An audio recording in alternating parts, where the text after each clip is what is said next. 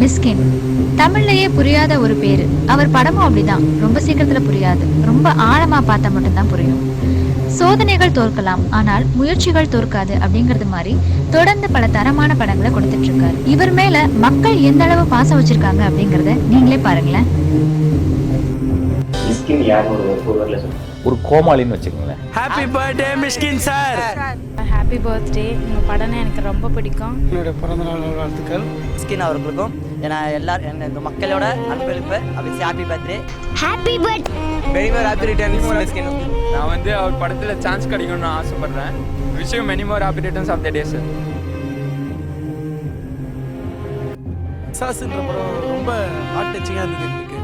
பசங்க எல்லாமே ரொம்ப விரும்பி பார்த்தோம் அந்த படத்தை. நாங்கள் மாதிரி அவருக்கு விஷ் பண்ணணும் ரொம்ப ஆவலாக இருக்கும்போது தான் இந்த மாதிரி நீங்கள் வந்து கேட்டீங்க எங்களை. ரொம்ப சந்தோஷமாக இருக்குது. பிசாசு படம் பார்த்தேன். அது சரியான படம். பேய் இருக்கிறதுலே பேய் படம் அது ஒன்று தான். ஆனால் சூப்பராக த்ரில்லாகவும் இருந்தது. அது இல்லாமல் மக்கள் மனசில் இடம் பிடிச்ச ஒரே படம் பிசாசு. எனக்கு பிடிச்ச படம்.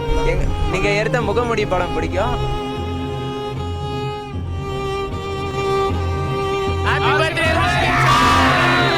டைரக்டர் மிஸ்கின்க்கு wish you many more happy returns of the day. நீங்கள் பிறந்தநாள் வாழ்த்துக்கள். Director Mysskin happy birthday. இனிய பிறந்தநாள் வாழ்த்துக்கள்.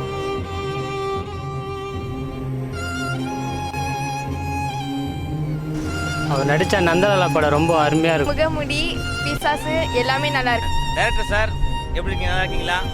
உங்கள் பிறந்தநாள் வாழ்த்துக்கள். நீங்கள் எடுக்கிற எல்லா படமும் சூப்பராக இருக்குது. நாங்கள் பார்த்துருக்கோம், என்ஜாய் பண்ணுறோம். அதனால் நீங்கள் இன்னும் நல்ல நல்ல படம் இருக்கணும்.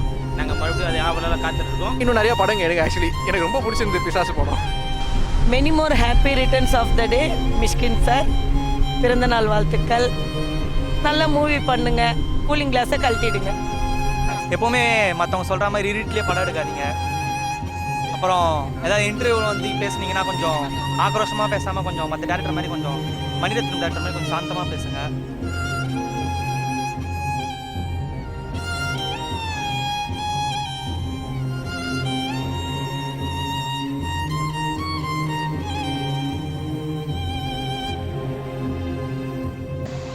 இருட்டு அப்படின்னாலே எல்லாரும் பயப்படும் போது அந்த இருட்டுக்கு பின்னாடி இருக்கிற அழகை ஸ்க்ரீனில் காட்டினவர் தான் அந்த மிஸ்கின். இவர் இன்னும் நிறைய தரமான படைப்புகளை தமிழ் சினிமாவுக்கு கொடுத்து உலக அரங்கில் தமிழ் சினிமாவை பெருமைப்படுத்துகிற அந்த நாள் ரொம்ப தூரத்தில் இல்லை அப்படின்னு தான் சொல்லணும். இந்த ஜாம்பவானுக்கு பிறந்தநாள் வாழ்த்துக்களை தெரிவிக்கிறதுல நாங்கள் ரொம்பவே சந்தோஷப்படுறோம்.